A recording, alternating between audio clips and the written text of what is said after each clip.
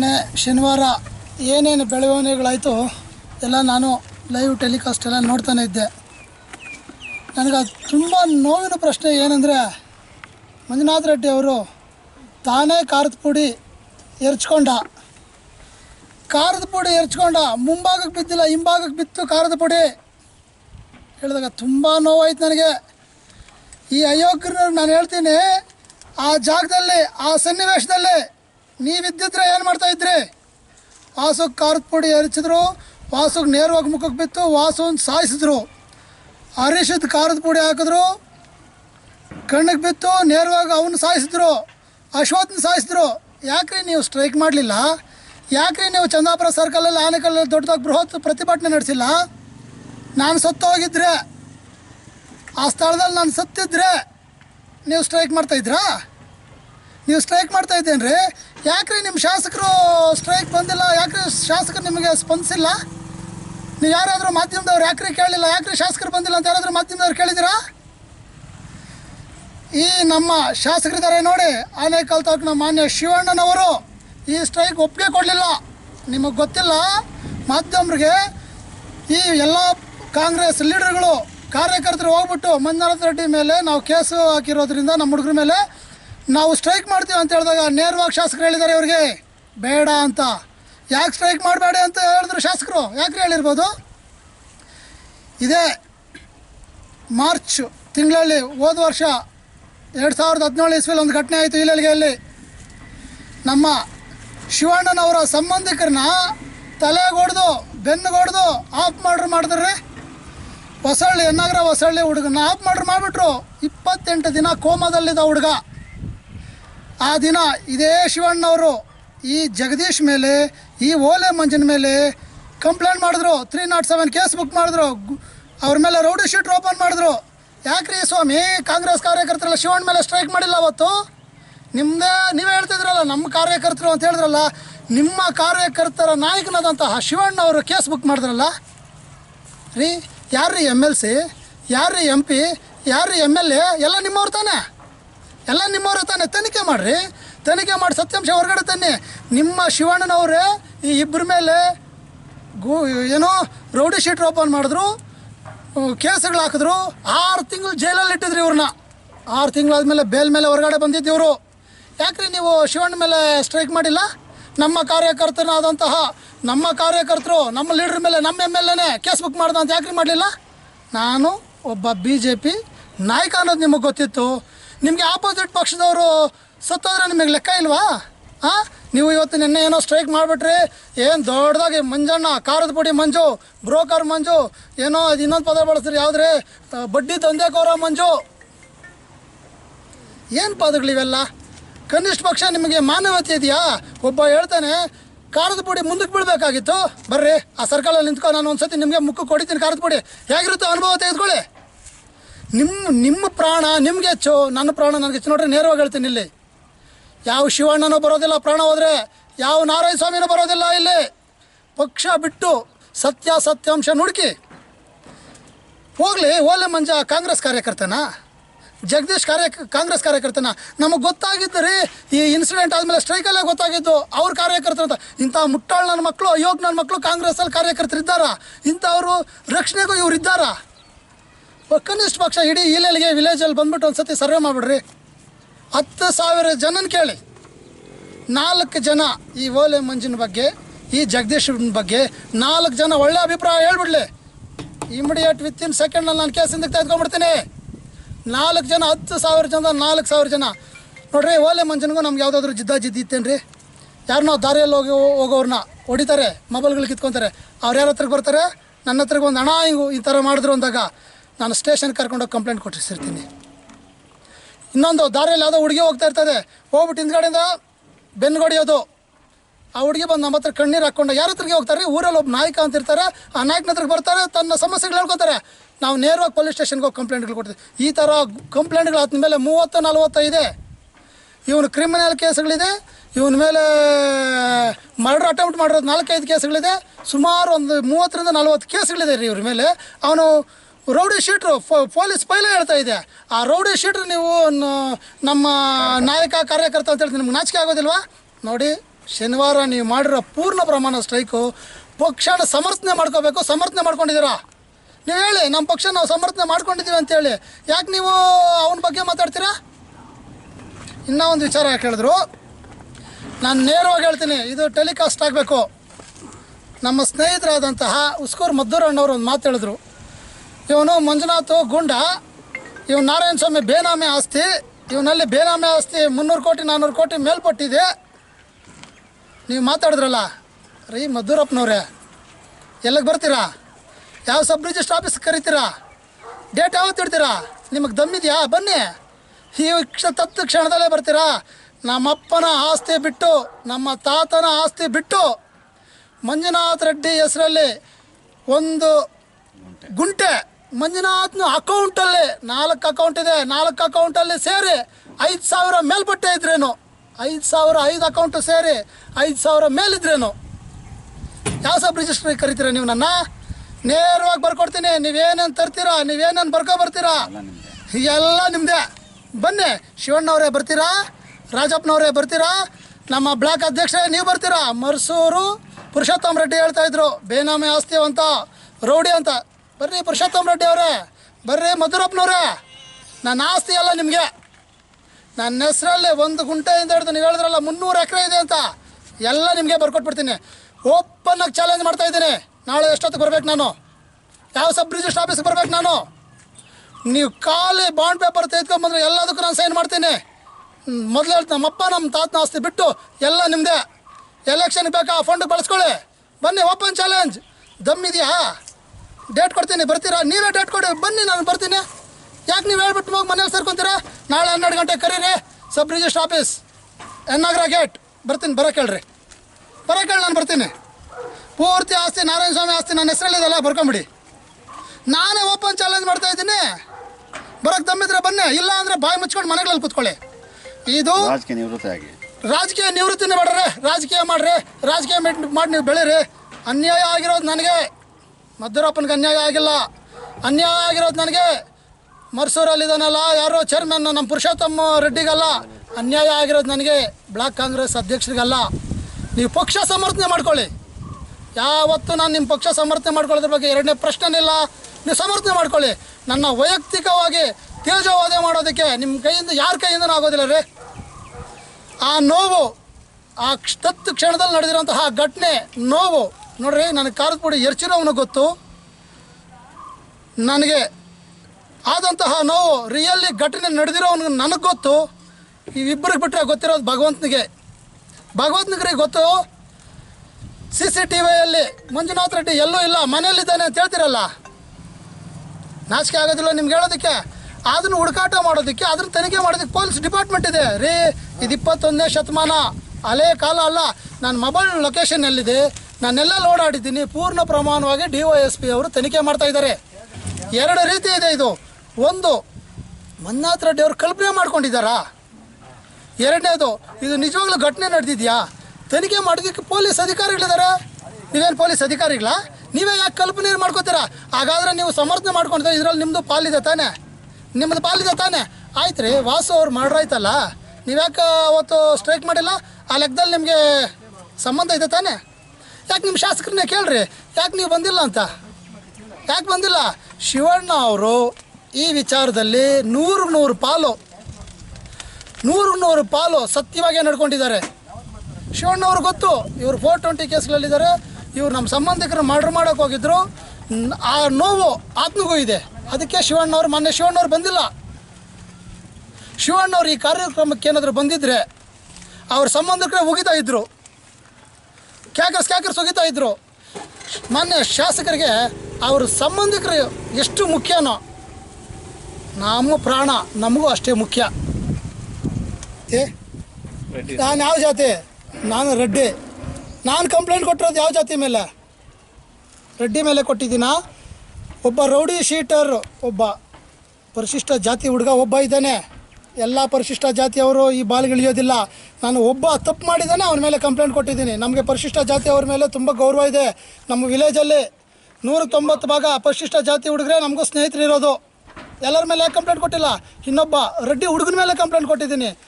ನಮ್ಮ ರೆಡ್ಡಿ ಹುಡುಗ ಇದ್ದಾನೆ ನೋಡಿ, ಅವ್ನು ಇನ್ನೆಲ್ಲ ಒಂದು ಸತಿ ಪೊಲೀಸ್ ಸ್ಟೇಷನಲ್ಲಿ ಹೋಗಿ ತೆಗೀರಿ, ಅವ್ನು ಇನ್ನೆಲ್ಲ ತೆಗೀರಿ, ಗೊತ್ತಾಗುತ್ತೆ.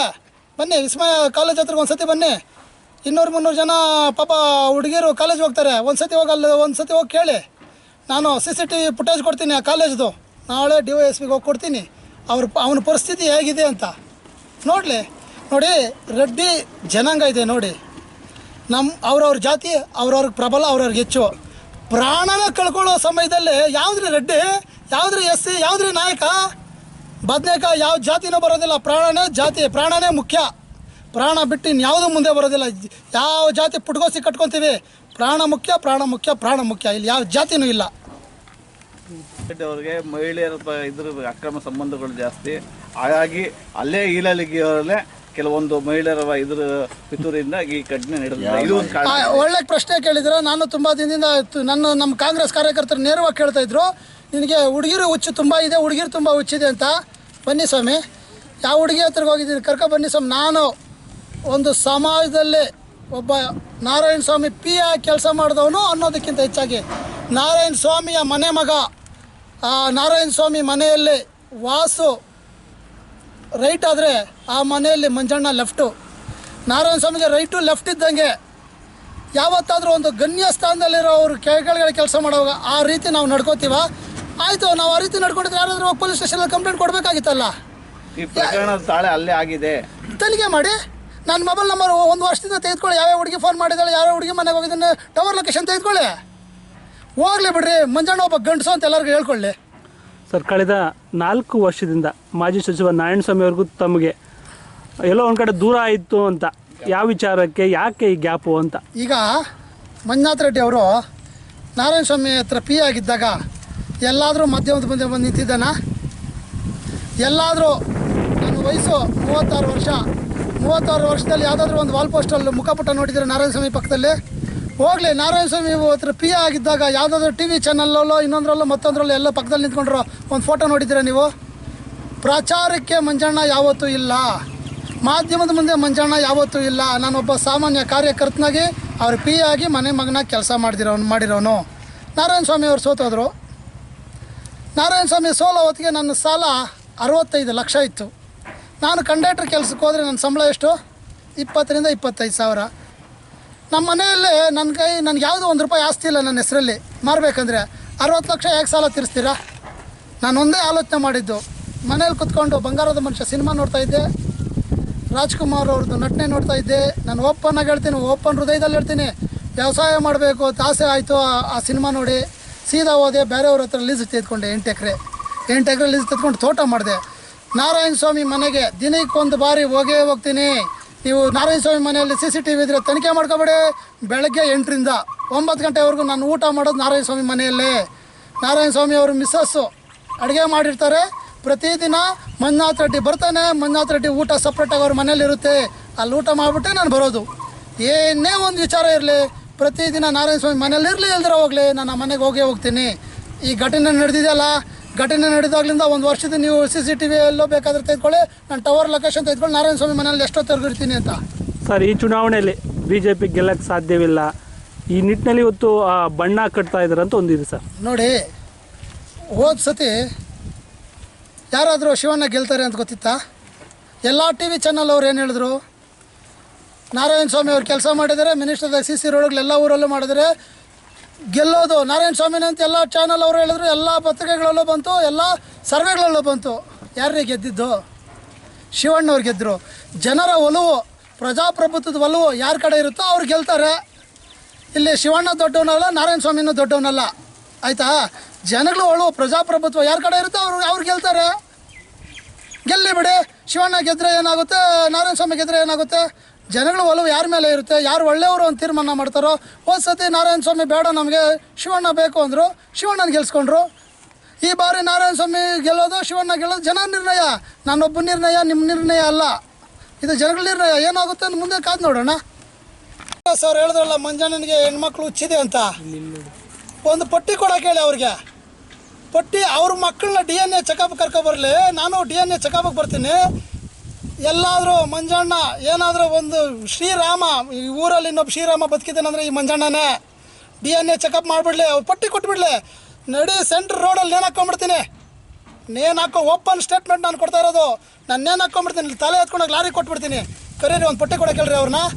DNA ಚೆಕಪ್ಗೆ ನಾನು ರೆಡಿ ಇದ್ದೀನಿ, ಪಟ್ಟಿ ಕೊಡೋಕೆ ಹೇಳ್ರಿ ಅವ್ರನ್ನ. 3/18ನೇ ಶನಿವಾರ ಕಾಂಗ್ರೆಸ್ ತಾಲೂಕಿನ ಕಾಂಗ್ರೆಸ್ ಕಾರ್ಯಕರ್ತರಿಂದ ಒಂದು ಪ್ರತಿಭಟನೆ ಸಮಾವೇಶ ನಡೆದಿದೆ. ಅದು ಎಲ್ಲಿ ಚಂದಾಪುರ ಸರ್ಕಲಲ್ಲಿ. ಅವರು ಏನು ಉದ್ದೇಶಕ್ಕೆ ಅವ್ರು ಪ್ರತಿಭಟನೆ ಮಾಡಿದ್ದಾರೆ ಅಂತ ಯಾರಿಗೂ ಗೊತ್ತಿಲ್ಲ. ಅವ್ರ ಉದ್ದೇಶ ಏನು, ಗೂಂಡಾಗಳಿಗೆ ಸಪೋರ್ಟ್ ಮಾಡೋದಾ ಇಲ್ಲ ಗೂಂಡಾ ಸಂಸ್ಕೃತಿಯನ್ನು ನಾಶ ಮಾಡೋದಾ? ಈ 2 ಕ್ವಶನ್ಗೆ ಅವ್ರು ಆನ್ಸರ್ ಹೇಳಬೇಕು. ಇಲ್ಲ ಗೂಂಡಾನ ಬೆಳೆಸ್ತಾ ಇದ್ದೀರಾ, ಗೂಂಡಾನ ನಾಶನ ಮಾಡ್ತಾ ಇದ್ದೀರಾ. ಮಂಜುನಾಥ್ ರೆಡ್ಡಿ ಗೂಂಡಾ ಸಂಸ್ಕೃತಿ ಅಂತ ಹೇಳಿದ್ದೀರಲ್ಲ ನೀವು. ಮಂಜುನಾಥ್ ರೆಡ್ಡಿ ಗೂಂಡಾ ಸಂಸ್ಕೃತಿ ಅಂತ ಹೇಳಿದರೆ ಬಂದು ಈಲೆಲ್ಗೆಲ್ಲಿ ಕೇಳ್ಕೊಳ್ಳಿ ನೀವು.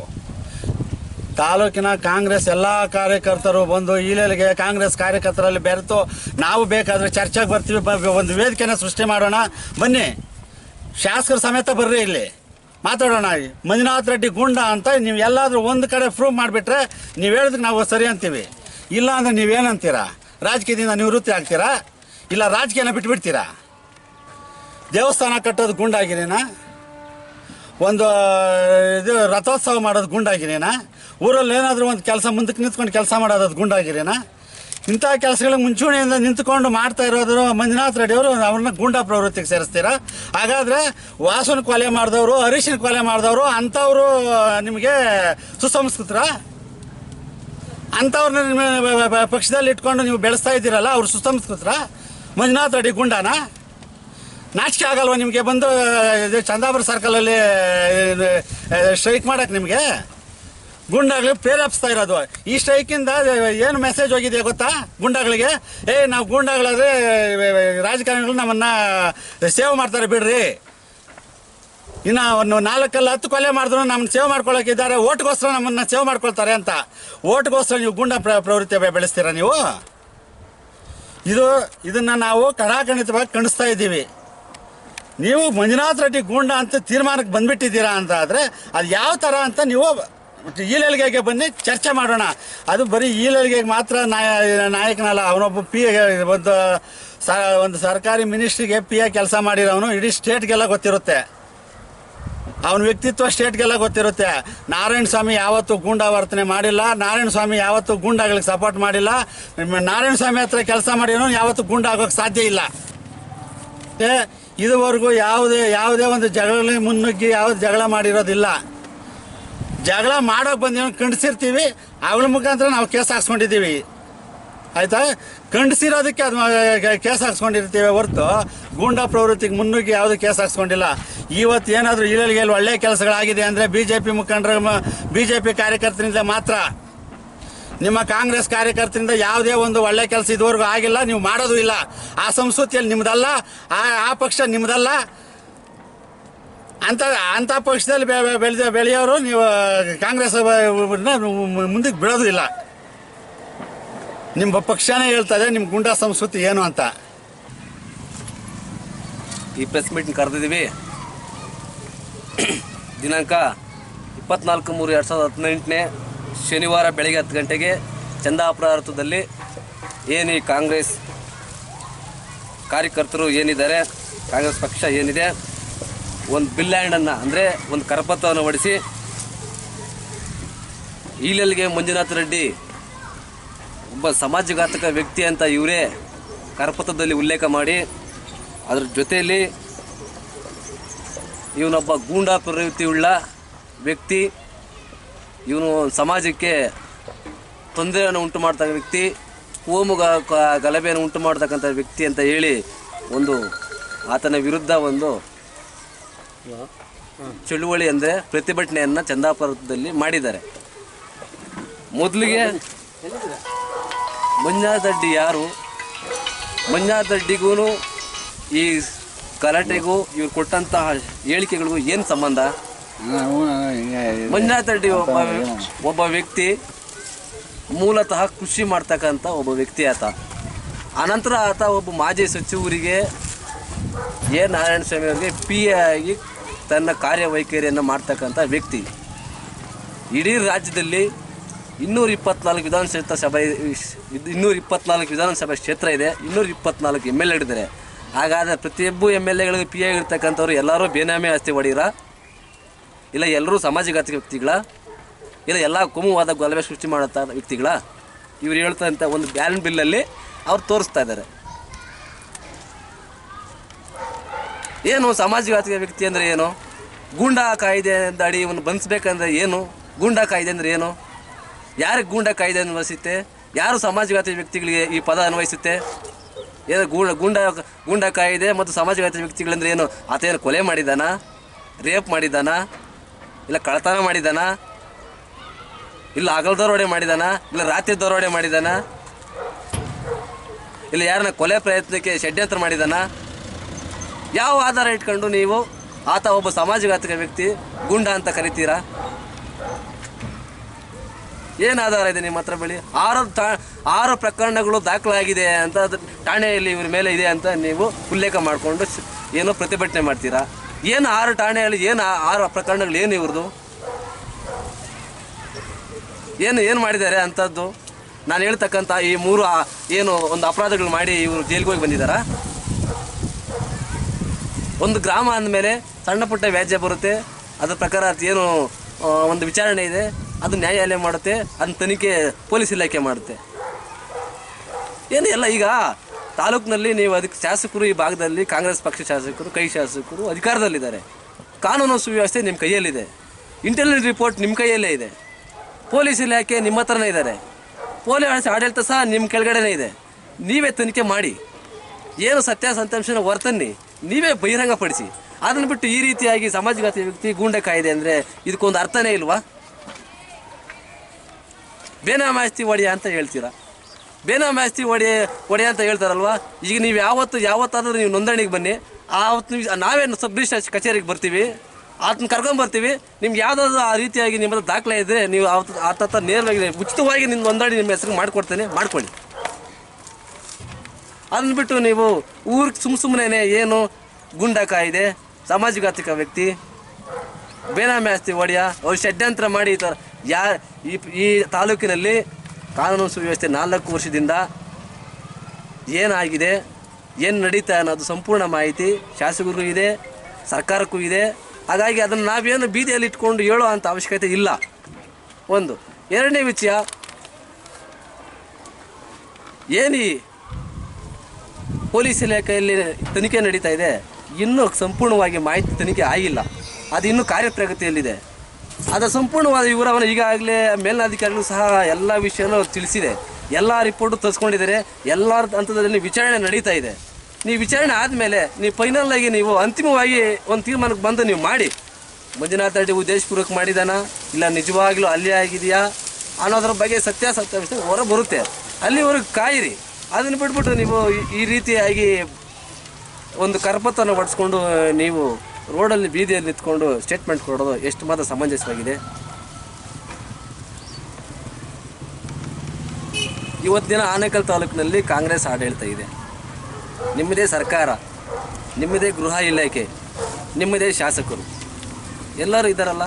ತನಿಖೆ ಮಾಡಿ ನೀವು ವಿಚಾರಣೆ ಮಾಡಿ, ಸತ್ಯಾಸತ್ಯತೆ ಹೊರಬರುತ್ತೆ. ಅದನ್ನು ಬಿಟ್ಟು ನೀವು ಈ ರೀತಿಯಾಗಿ ಏನು ಒಂದು ಸುಳ್ಳು ಆಪಾದನೆಗಳನ್ನು ಮಾಡಿದ್ದಾರೆ ಅಂದರೆ ಅವರು ಇದರಲ್ಲಿ ಕಪೋಲ ಕಲ್ಪಿತವಾಗಿ ಸೃಷ್ಟಿ ಮಾಡಿದ್ದಾನೆ ಅಂತ ಹೇಳ್ತಾರೆ. ಕಪೋಲ ಕಲ್ಪಿತವಾಗಿ ಸೃಷ್ಟಿ ಮಾಡಿದ್ದಾನೆ ಅಂದರೆ ಯಾರೇ ಆಗಲಿ ಒಬ್ಬ ಮನುಷ್ಯ ಪ್ರಾಣ ಜೊತೆ ಚೆಲ್ಲಾಟ ಯಾರೂ ಆಡೋದಿಲ್ಲ. ತನ್ನ ಪ್ರಾಣಕ್ಕೆ ತೊಂದರೆ ಇದೆ ಅಂತ ತನ್ನ ಪ್ರಾಣನ ತೊಂದರೆ ಇಟ್ಕೊಂಡು ಯಾರೇ ಆಗಲಿ ಕಪೋಲ ಕಲ್ಪಿತ ಮಟ್ಟಕ್ಕೆ ಯಾರೂ ಹೋಗೋದಿಲ್ಲ. ಈ ರೀತಿ ಯಾರೂ ಮಾಡೋದೇ ಇಲ್ಲ. ಖಾರದ ಪುಡಿ ಹಾಕಿರೋದು ನಿಜ, ಆತ ಅಲ್ಲಿಂದ ತಪ್ಪಿಸ್ಕೊಂಡು ಬಂದಿರೋದು ನಿಜ. ಬಟ್ ಆದರೆ ಅಪರಾಧಿಗಳು ಆತನಿಗೆ ಸರಿಯಾಗಿ ಗುರುತು ಮಾಡೋಕ್ಕೆ ಆಗ್ತಾ ಇಲ್ಲ. ಆತ ಹಾಕಿರೋ ಖಾರದ ಪುಡಿ ಹಾಕಿರೋ ವ್ಯಕ್ತಿ ಆತನಿಗೆ ಈ ಭಾಗದಲ್ಲಿ ಇಲ್ಲಿ ನೋಡಿಲ್ಲ ಅಂತಲೇ ಕಂಪ್ಲೇಂಟಲ್ಲಿ ಉಲ್ಲೇಖ ಮಾಡಿದ್ದಾರೆ. ಅದೇ ರೀತಿಯಾಗಿ ನಮ್ಗೆ ಯಾರೋ ಗೊತ್ತಿಲ್ಲ ಅನ್ನೋನು ಅಂದರೆ ಅಪರಿಚಿತ ವ್ಯಕ್ತಿ ಅಂತಲೇ ಕಂಪ್ಲೇಂಟ್ ಕೊಟ್ಟಿದ್ದೇನೆ. ಇದ್ರ ಬಗ್ಗೆ ತನಿಖೆ ನಡೀತಾ ಇದೆ. ಯಾರು ಅನ್ನೋದು ಮುಂದಿನ ದಿನಗಳಲ್ಲಿ ಬಹುಶಃ ತನಿಖೆಯಿಂದ ಹೊರ ಬರುತ್ತೆ. ಅಲ್ಲಿವರೆಗೂ ನೀವು ಕಾದು ನೋಡಿ. ಅನಂತರ ನೀವು ಮಂಜುನಾಥ ರೆಡ್ಡಿ ಮೇಲೆ ಕಪೋಲ ಕಲ್ಪಿತವಾಗಿ ಸೃಷ್ಟಿ ಮಾಡಿಕೊಂಡ್ರ ಪ್ರಕರಣನ ಇಲ್ಲ ನಿಜವಾಗ್ಲೂ ನಡೆದಿರೋ ಪ್ರಕರಣ ಗೊತ್ತಾಗುತ್ತೆ, ಎಲ್ರಿಗೂ ಗೊತ್ತಾಗುತ್ತೆ.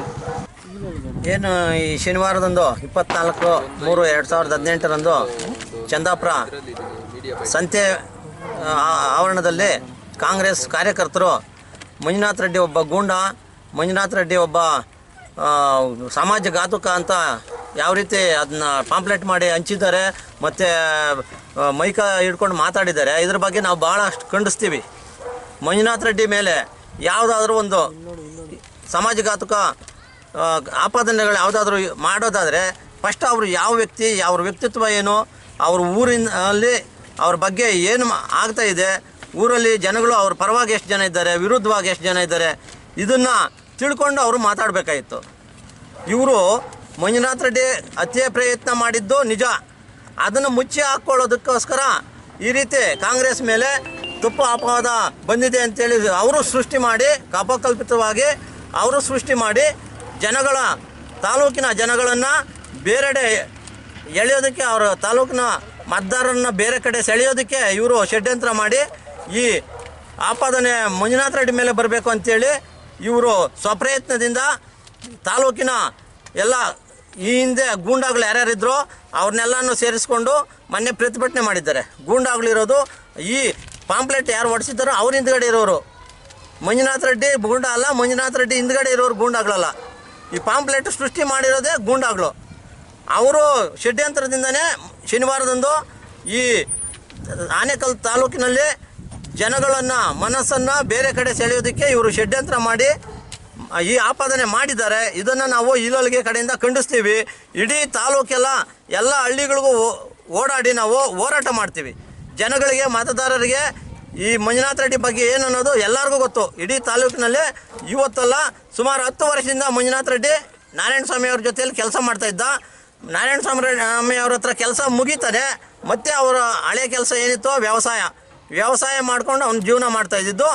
ಆತನಿಗೆ ಮುಂದಿನ ಚುನಾವಣೆಯಲ್ಲಿ ಈತ ಇದ್ದರೆ ತೊಂದರೆ ಆಗುತ್ತೆ ಅಂತೇಳಿ ಷಡ್ಯಂತ್ರ ಮಾಡಿ ಕೊಲೆ ಪ್ರಯತ್ನ ಮಾಡಿದ್ದಾರೆ. ಆಕಸ್ಮಿಕ ಏನೋ ಇನ್ನೂ ನಮ್ಮ ಜೊತೆಯಲ್ಲಿ ಬೆರೆಯೋ ಋಣ ಇತ್ತು. ಅವರ ಸೇವೆ ನಮ್ಮ ತಾಲೂಕಿಗೆ, ಇಡೀ ರಾಜ್ಯಕ್ಕೆ ಬೇಕಾಗಿತ್ತು. ಅದರಿಂದ ಅವರು ಬದುಕಿ ಬಂದಿದ್ದಾರೆ ಹೊರತು ಅವರು ದುರುದ್ದೇಶವಾಗಿ ಯಾವುದೇ ಆಪಾದನೆ ಮಾಡಲಿಲ್ಲ. ಕಾಂಗ್ರೆಸ್ನವರು ಮಂಜುನಾಥ್ ರೆಡ್ಡಿ ಮೇಲೆ ಅವ್ರು ಮಾಡಿರೋ ಆರೋಪನ ತಪ್ಪಿಸ್ಕೊಳ್ಳೋದಕ್ಕೆ ಈ ಗೂಂಡ ರೀತಿಯಲ್ಲಿ ಎಲ್ಲ ಗೂಂಡಗಳನ್ನು, ತಾಲೂಕಿನ ಎಲ್ಲ ಗೂಂಡಗಳನ್ನು ಸೇರಿಸ್ಕೊಂಡು ಈ ರೀತಿ ಆಪಾದನೆ ಮಾಡಿ ಶನಿವಾರದಂದು ಪ್ರತಿಭಟನೆ ಮಾಡಿದ್ದಾರೆ. ಇದನ್ನು ನಾವು ಇಡೀ ತಾಲೂಕಿನಾದ್ಯಂತ ಹೋರಾಟ ಮಾಡಿ ಖಂಡಿಸ್ತೀವಿ. ಈ ಮೂಲಕ ನಾವು ಎಲ್ಲ ಮತದಾರರಿಗೂ, ಎಲ್ಲ ನಾಗರಿಕ ಬಂಧುಗಳಿಗೂ ತಿಳಿಯಪಡಿಸ್ತೇನೆ ನಾನು ಮಾಧ್ಯಮಗಳ ಮೂಲಕ. ಸರ್, ಎಲ್ಲೋ ಒಂದು ಕಡೆ ಈಲಲೆ ಗ್ರಾಮದಲ್ಲಿ ಕಾಂಗ್ರೆಸ್ ಮತ್ತು BJP ಕಳೆದ 10 ವರ್ಷಗಳಿಂದಷ್ಟು ಗುದ್ದಾಟ ಒಳಗೆ ನಡೀತಾ ಇದೆ ಸರ್. ಇದುವರೆಗೂ ಒಳಗೊಳಗೆ ಗುದ್ದಾಟ ನಡೀತಾ ಇತ್ತು. ಅದು ಫಲಕಾರಿ ಆಗಲಿಲ್ಲ. ಕಾಂಗ್ರೆಸ್ನವ್ರಿಗೆ ಯಾವುದೇ ರೀತಿಯಲ್ಲಿ ಈ ಈಲಲ್ಗೆಯಲ್ಲಿ ಫಲಕಾರಿ ಆಗೋದಿಲ್ಲ. ಅದನ್ನು ಈ ಸಲ ಈ ರೀತಿ ಗೂಂಡ ವರ್ತನೆ ಮಾಡಿ ಹೊರಗಡೆಯವ್ರನ್ನ ಕರೆಸಿ ಕೊಲೆ ಮಾಡಿಸಿದ್ರೆ, ಒಬ್ರಿಗೂ ಇಬ್ಬರಿಗೂ ಕೊಲೆ ಮಾಡಿಸಿದ್ರೆ ಮತ್ತೆ ಯುವಕರು ಯಾರು ಈಚೆಗೆ ಬರೋದಿಲ್ಲ. BJP ಪರವಾಗಿ ಯಾರೂ ಹೋರಾಟ ಮಾಡೋರು ಇರೋದಿಲ್ಲ. ಆವಾಗ ನಮ್ಮದೇ ಕೈ ಮೇಲಾಗುತ್ತೆ ಅಂತೇಳಿ ಈ ಕೈ ಬಳಗದವರು ಈ ಸಲ ಈ ರೀತಿ ಷಡ್ಯಂತ್ರ ಮಾಡಿ ಕೊಲೆ ಮಾಡೋ ತನಕ ಪ್ರಯತ್ನ ಮಾಡಿದ್ದಾರೆ. ಮಂಜುನಾಥ್ ರೆಡ್ಡಿ ಅವ್ರ ಮೇಲೆ ಏನಿದೆ ಹಲ್ಲೆ ಆಗಿದೆ, ಖಾರದ ಪುಡಿ ಎರಚಿ ಇದು ಹಲ್ಲೆ ಆಗಿ 4 ದಿವಸ ಆದ್ರೂ ಪೊಲೀಸ್ ಇಲಾಖೆ ಏನು ಮಾಡ್ತಾ ಇದೆ ಅಂತ ಅವ್ರಿಗೆ ಗೊತ್ತಾಗಬೇಕು. ಏನು ಹಲ್ಲೆ ಮಾಡಿದವ್ರು 4 ದಿವಸ 5 ದಿವಸ ಹಿಡಿದಿಲ್ಲ ಅಂದ್ರೂ ಪೊಲೀಸ್ ಇಲಾಖೆ ಯಾವ ಮಟ್ಟಿಗಿದೆ, ಯಾವ ಮಟ್ಟಿಗೆ ನಮ್ಮ ಶಿವಣ್ಣವರು ಪೊಲೀಸ್ ಇಲಾಖೆ ನಡೆಸ್ಕೊತಾ ಇದ್ದಾರೆ ಅಂದರೆ ಇದರಲ್ಲೇ ಅವ್ರಿಗೆ ಅರ್ಥ ಆಗಬೇಕು. ಇನ್ನು ನಮ್ಮ ಮಂಜುನಾಥ್ ರೆಡ್ಡಿ ಅವ್ರು ಗೂಂಡ ಅಂತಾರೆ, ಮತ್ತೊಂದು ಅದು ಇದು ಎಲ್ಲ ಹೇಳ್ತಾ ಇದ್ದಾರೆ. ಅವ್ರು ಗೂಂಡ ಇದ್ದಿದ್ರೆ ಅವ್ರ ಮೇಲೆ ಎಷ್ಟು ಕೇಸ್ಗಳಿವೆ ತನಿಖೆ ಮಾಡಿಸಿ ನೀವೇ ಗೂಂಡಾ ಶೀಟ್ ಓಪನ್ ಮಾಡಿಸ್ಬಿಡಿ. ಸುಮ್ಮನೆ ಯಾಕೆ ನಿಮ್ಮದೇ ಅಧಿಕಾರ ಇದೆ, ಇನ್ನೊಂದಿದೆ, ಮತ್ತೊಂದಿದೆ, ಎಲ್ಲ ಇದೆ. ನಾವು ಒಂದೇ ಕೇಳ್ಕೊಳೋದು, ಮಾಧ್ಯಮ ಮುಖಾಂತರ ನಾವು ಕೇಳೋದೇನೆಂದರೆ ಹಲ್ಲೆ ಮಾಡಿರೋರನ್ನ ಕೂಡಲೇ ಬಂಧಿಸಿ, ಅದು ಯಾರೇ ಆಗಿರ್ಬೋದು, ಅವ್ರು ಬಂಧಿಸಿ ಅವ್ರಿಗೇನು ಶಿಕ್ಷೆ ಕೊಡಬೇಕು ಅದನ್ನ ಕೊಡಿಸಿ. ಅದು ಬಿಟ್ಬಿಟ್ಟು ನೀವು ಸ್ಟ್ರೈಕ್ ಮಾಡೋದು, ಮತ್ತೊಂದು ಮಾಡೋದು, ಇನ್ನೊಂದು ಮಾಡೋದು ಮಾಡಿದ್ರೆ ಏನು ಪ್ರಯೋಜನ? ಜನರಿಗೆ ಏನು ಮಾಹಿತಿ ಕೊಡ್ತಾ ಇದ್ದೀರಿ ನೀವು ಇದರಿಂದ? ಕೊಲೆಗಡಗರಿಗೆ ಸಪೋರ್ಟ್ ಮಾಡೋದಾ, ಇಲ್ಲ ಮತ್ತೊಬ್ಬರು ಸಪೋರ್ಟ್ ಮಾಡೋದಾ, ಇಲ್ಲ ನ್ಯಾಯಯುತವಾಗಿರೋರು ಸಪೋರ್ಟ್ ಮಾಡ್ತಾ ಇದ್ದೀರಾ? ಏನು ಇವತ್ತು ಮಂಜುನಾಥ್ ರೆಡ್ಡಿ ಮೇಲೆ ಹಲ್ಲೆ ಆಗಿದೆ, ಅದರ ಬಗ್ಗೆ ಕಾಂಗ್ರೆಸ್ನವರು ಪ್ರತಿಭಟನೆ ಮಾಡೋದು, ಸ್ಟ್ರೈಕ್ ಮಾಡೋದು, ಅದು ಮಾಡೋದು, ಇದು ಮಾಡೋದನ್ನೆಲ್ಲ ಬಿಟ್ಟು ಒಂದು ಮನುಷ್ಯನಿಗೆ ಬೆಲೆ ಇಲ್ವಾ? ಅವರು ತಿಳ್ಕೊಬೇಕು, ಎಲ್ಲ ಮನುಷ್ಯ ಜಾತಿನೂ ಒಂದೇ. ಕಲ್ಮಿಷವಾಗಿ ಅದನ್ನು ತನಿಖೆ ಮಾಡಿ ಯಾರು ತಪ್ಪಿತಸ್ಥರಿದ್ದಾರೆ ಅವ್ರಿಗೆ ಶಿಕ್ಷೆಯನ್ನು ಕೊಡಬೇಕು. ಆ ಶಿಕ್ಷೆಯನ್ನು ಕೊಡೋದನ್ನು ಬಿಟ್ಟು ಇವರು ದಾರಿ ತಪ್ಪಿಸಿ ನಮ್ಮ ಕಾರ್ಯಕರ್ತರು, ಆ ಕಾರ್ಯಕರ್ತರು, ಈ ಕಾರ್ಯಕರ್ತರು, ಕಾಂಗ್ರೆಸ್ನವರು, ಅಂಗ್ರವರು, ಬಿ ಜೆ ಪಿಯವರು ಅದನ್ನೆಲ್ಲ ಬಿಟ್ಟು ಇವರು ತನಿಖೆಯನ್ನು ಮಾಡಿ ಯಾರು ತಪ್ಪಿತಸ್ಥರಿದ್ದಾರೆ ಅವ್ರಿಗೆ ಶಿಕ್ಷೆಯನ್ನು ಕೊಡಿ. ಇವರು ಈ ರೀತಿ ಮಾಡ್ತಾ ಇರೋದನ್ನು ನೋಡಿದ್ರೆ ಕಾಂಗ್ರೆಸ್ನವರು ಏನು ಗೂಂಡಾಗಿರಿ ಏನು ಮಾಡಿದ್ರು, ಕೊಲೆ ಮಾಡಿದ್ರು, ಏನು ಮಾಡಿದ್ರು ಅವ್ರ ಮೇಲೆ ನಾವು ಕಂಪ್ಲೇಂಟೇ ಕೊಡಬಾರ್ದು ಅನ್ನೋದು ಓಪನ್ ಸ್ಟೇಟ್ಮೆಂಟ್ ಕೊಟ್ಬಿಡ್ಲಿ, ನಮಗೆ ಕೊಡಲಿ, ನಾವು ಕೊಡೋದೇ ಬೇಡ. ಅದನ್ನು ಬಿಟ್ಟು ಇವರು ಸುಮ್ಮನೆ ನಮ್ಮ ಕಾರ್ಯಕರ್ತರು, ಅವ್ರ ಕಾಂಗ್ರೆಸ್ನವರದು ಗೂಂಡಾಗಿರಿ ಮಾಡ್ಬೋದು, ಕೊಲೆ ಮಾಡ್ಬೋದು, ರೇಪ್ ಮಾಡ್ಬೋದು, ಎಲ್ಲ ಮಾಡ್ಬೋದು. ಬಿ ಜೆ ಪಿಯವ್ರಿಗೂ ಅವ್ರ ಮೇಲೆ ಎತ್ತಾಕ್ಬಿಡೋದು, ಸುಮ್ಮನೆ ಎತ್ತಾಕ್ತಾರೆ. ಮಾಡೋದವರು ಎತ್ತಾಕೋದು ಬಿ ಜೆ ಪಿ ಮೇಲೆ. ಕಾಂಗ್ರೆಸ್ ಕಾರ್ಯಕರ್ತರೇ ಎಲ್ಲ ಮಾಡ್ತಾ ಇರೋದು ಇಲ್ಲಿ. ಇವಾಗ ನಮ್ಮ ತಾಲೂಕಲ್ಲಿ ಎಲ್ಲ ನೋಡ್ತಾ ಇದ್ದಾರೆ, ನಮ್ಮ ಇಡೀ ರಾಜ್ಯದಲ್ಲೇ ನೋಡ್ತಾ ಇದ್ದಾರೆ, ಕರ್ನಾಟಕದಲ್ಲೇ ಏನು ನಡೀತಾ ಇದೆ ಅಂತ. ಜನ ನೋಡ್ತಾ ಇಲ್ವಾ? ನೋಡ್ತಾ ಇದ್ದಾರೆ. ಮುಂದಕ್ಕೆ ಜನನೇ ಪಾಠ ಕಲಿಸ್ತಾರೆ ಇವರು.